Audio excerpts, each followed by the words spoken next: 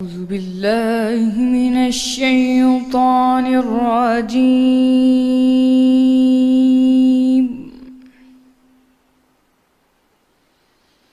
بسم الله الرحمن الرحيم.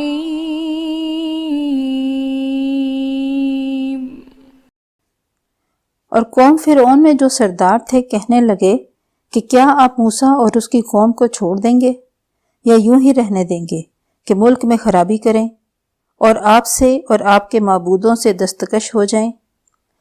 وہ بولے کہ ہم ان کے لڑکوں کو تو قتل کر ڈالیں گے اور لڑکیوں کو زندہ رہنے دیں گے، اور بلا شبہ ہم ان پر غالب ہیں۔